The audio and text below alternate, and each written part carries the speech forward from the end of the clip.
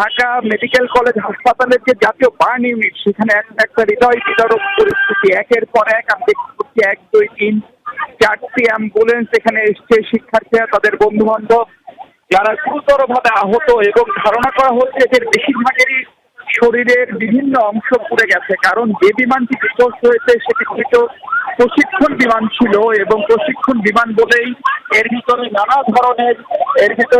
ধরনের রাসায়নিক এবং তেজস্ক্রিয় পদার্থ থাকার কথা চিকিৎসকদের প্রাথমিক ধারণা তারা বলছেন। এবং সেই প্রক্রিয়ার অংশ হিসেবে বিমানটি যেখানে বিধ্বস্ত হয়েছে সেই ছবি আসলে অনেকগুলো উপযুক্ত না। আমরা একটু দূর থেকে দেখানোর চেষ্টা করছি, এবং সংখ্যাও আসলে গুণে শেষ করতে আমরা পারছি না। অ্যাম্বুলেন্স এসছে 1, 2, 3, 4, 5, 6, 7টি অ্যাম্বুলেন্স এখানে এই মুহূর্তে অপেক্ষা করছে। অ্যাম্বুলেন্স ভেতরে যেতে পারছে না, কারণ একটা অ্যাম্বুলেন্স থেকে আহত যে সমস্ত শিক্ষার্থীরা এসছেন, ছোট ছোট মানুষ, একেবারে স্কুল কলেজের বাচ্চা বাচ্চা শিক্ষার্থী। আমরা যতটুকু চোখে দেখতে পাচ্ছি তাদের শরীরের একটা বড় অংশ, স্কুলের পোশাক অনেকের খুলে ফেলতে হচ্ছে, এবং তাদের পিঠ, মুখ, চোখ, মুখ, শরীরের বিভিন্ন অংশ খুব বড় ধরনের বার্নিং। ছোট ছোট শিশু, নিষ্পাপ শিশু, তারা কোনো ধরনের অপরাধ না করে তারা যে পরিস্থিতিতে ছিল সেখান থেকে আপনি নিশ্চিতভাবে দেখতে পাচ্ছেন একে একে নামানো হচ্ছে।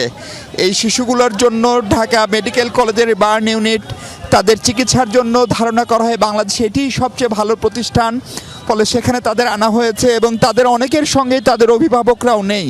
কারণ আপনি জানেন মাইলস্টোন যে স্কুল এবং কলেজটি, তাদের শিক্ষার্থীর সংখ্যা অনেক, এবং তাদের অনেকগুলো ক্যাম্পাস, এবং সেই ক্যাম্পাসের ভেতরে কারা কারা কোন জায়গায় ছিলেন বাবা মারা হয়তো ঠিকমতো এখনও জানতেও পারেননি, আসতেও পারেননি। ফলে শিক্ষার্থীদের এই হৃদয় বিদারক পরিস্থিতিতে ঢাকা মেডিকেলের এই বার্ন ইউনিটের চিকিৎসকরা, চিকিৎসা সেবার সাথে জড়িত যারা, তাদের দুর্দান্ত রকমের প্রচেষ্টা আমরা একটা লক্ষ্য করছি। এখানে ভলান্টিয়াররা এসছেন, মাইলস্টোন কলেজের শিক্ষক শিক্ষার্থী এসছেন, বিভিন্ন ধরনের অ্যাম্বুলেন্স সার্ভিস এত অল্প সময়ে তারা এখানে পৌঁছে গেছেন। পুলিশ রাস্তা আটকে দিয়ে যেভাবে হোক অ্যাম্বুলেন্সগুলোকে পার করার চেষ্টা করছেন। ফলে সবার একটাই প্রার্থনা, এই হৃদয় বিদারক এবং হঠাৎ করে যে ভয়ঙ্কর রকমের বিপদে পড়েছে এইসব কোমলমতি আমাদের শিশুরা, শিক্ষার্থীরা, এদের কারো বয়সে আসলে 16, 17, 18 বছরের বেশি হওয়ার কোনো সুযোগ নেই। কারণ বেশিরভাগ স্কুলের শিক্ষার্থী, কিছু মনে হলো আমার কাছে তারা হয়তোবা কলেজের শিক্ষার্থী হতে পারে, অর্থাৎ উচ্চ মাধ্যমিক প্রথম বর্ষ বা দ্বিতীয় বর্ষের শিক্ষার্থী তারা। ফলে সেখানে যে অ্যাম্বুলেন্স যোগে প্রচুর রোগী নেওয়া হচ্ছে আমরা দেখছিলাম। তবে একটি বিষয় একটু আপনাকে অনুরোধ করব, আমাদের ক্যামেরায় যে সহকর্মী আছেন, যেহেতু সেখানে আপনি বলছিলেন যে বার্ন ইনস্টিটিউটের রোগীরাই আসছেন, বেশি পুড়ে যাওয়া বা ঝলসে গেছে এরকম রোগী যাতে আমরা না দেখাই, কারণ অনেকে হয়তো সেটি দেখে কষ্ট পাবেন বা দেখতে পারবেন না। আরেকটি বিষয় একটু আমাদেরকে জানাবেন, আমরা যেমনটি জানাচ্ছিলাম দর্শকদেরও, যে উত্তরায় যেহেতু এই ঘটনাটি ঘটেছে, মিশু আপনি যেহেতু সেখানেই আছেন, উত্তরায় চিকিৎসক সংকট দেখা গেছে এবং আহ্বান জানানো হচ্ছে উত্তরায় যাতে চিকিৎসকরা গিয়ে যোগ দেয়। আরেকটি খারাপ খবর, একটি বেদনাদায়ক খবর, আমরা যেমনটি বলছিলাম স্কোয়াড্রন লিডার তৌকিরের কথা, তিনি মারা গেছেন, তার মৃত্যুর খবরটি নিশ্চিত করা হয়েছে। মিশু, ইতিমধ্যেই আমরা শুনে আপনাকে জানিয়ে রাখলাম। এবং বারবার যেটি বললাম, যেহেতু প্রচুর মানুষ সেখানে আহত হয়েছে, প্রচুর মানুষ, রোগী যারা আছেন, যারা পুড়ে গেছেন বা ঝলসে যাওয়া রোগী আছেন, তাদেরকে আমরা না দেখানোর আহ্বান জানাচ্ছি। এবং যিনি ছিলেন প্রশিক্ষণ পাইলট, যিনি ছিলেন সেখানে তৌকির, তিনি মারা গেছেন, তার মৃত্যু নিশ্চিত করা হয়েছে। মিশু, সেজন্য ক্ষমা চেয়ে রাখছে, এটা একেবারে অনিচ্ছাকৃত, এবং আমাদের বোঝারও কোনো সুযোগ নেই যে কোন অ্যাম্বুলেন্স থেকে কে নামবে, তার শরীরের অবস্থা কি, তার পড়ার হার কত শতাংশ। কিন্তু আমরা যেটি প্রশংসা করার যোগ্য সেটি হচ্ছে এখানকার ইমার্জেন্সি বিভাগের ট্রলি থেকে শুরু করে ট্রলিম্যান, আনসার যারা সহযোগিতায় রয়েছেন, তারা সর্বোচ্চ চেষ্টাটা করছেন। ফলে এক ধরনের বড় ধরনের সংকটে বা বিপদে পড়লে বাংলাদেশের মানুষ, আমাদের চিকিৎসক, নার্স, ট্রলিম্যান, অ্যাম্বুলেন্স চালক, ভলান্টিয়ার, সব শ্রেণী পেশার মানুষ যেভাবে ঝাঁপিয়ে পড়ার আগের উদাহরণ, এবং এই বার্ন ইউনিট আগেও যেরকম বিভিন্ন এ ধরনের বিপদে তার সর্বোচ্চ সেবাটি দিয়েছি সেটি দেওয়ার চেষ্টা করছে।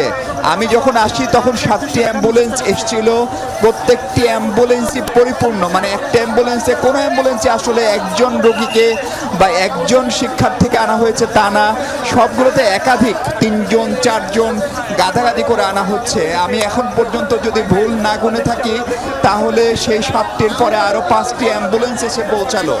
এবং আমরা একটু যদি এই অ্যাম্বুলেন্সে আমি দেখলাম একটু গুরুতর পড়ে যাওয়া রোগী, ফলে আমরা যদি পারতো একটু লং শট দেখাই, অ্যাম্বুলেন্সের ছবি দেখাই এবং দূর থেকে ছবি দেখানোর চেষ্টা করি।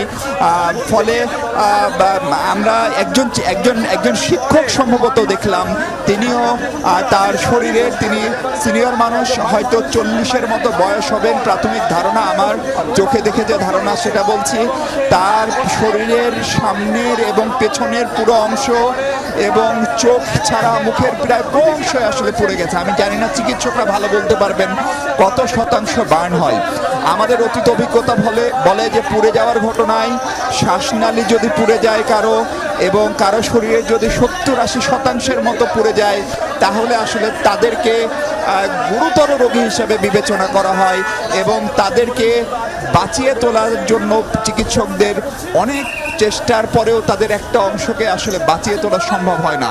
ফলে আমরা এখানকার চিকিৎসকরা যেহেতু এখনও জরুরি চিকিৎসার জন্য এবং মূলত রোগী রিসিভ করতেই ব্যস্ত, ফলে এখন পর্যন্ত কতজন মোট রোগী আসলো, তাদের কার শরীরে বার্ন কতটুকু সেটি বলার মতো আনুষ্ঠানিক কোনো সুযোগ বা তথ্য আমার কাছে এখন পর্যন্ত নাই।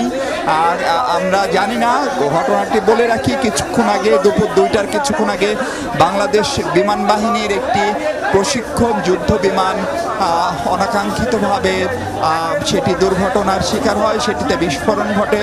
সেটির যে পাইলট ছিলেন তার অবস্থা কি সেটি আমার অন্য সহকর্মীরা খোঁজখবর রাখছেন। আমি আরেকটি কাজে থাকায় জরুরি ভিত্তিতে ঢাকা মেডিকেল কলেজে এসে যেটি দেখলাম সেই পরিস্থিতি আপনাদেরকে জানানোর চেষ্টা করছি। প্রাথমিক ধারণা হচ্ছে এখন পর্যন্ত অন্তত 32 থেকে 33 জন গুরুতর পুড়ে যাওয়া রোগী, যাদেরকে উত্তরার নিকটস্থ কোনো হাসপাতাল, এমনকি বাংলাদেশ সশস্ত্র বাহিনীর যে সম্মিলিত সামরিক হাসপাতাল অর্থাৎ সিএমএইচেও যাদের চিকিৎসা, পুড়ে যাওয়ার চিকিৎসা সম্ভব হয়নি, তাদেরকেই কেবলমাত্র ঢাকা মেডিকেল কলেজের এই বিশেষায়িত বার্ন ইউনিটে পাঠানো হয়েছে।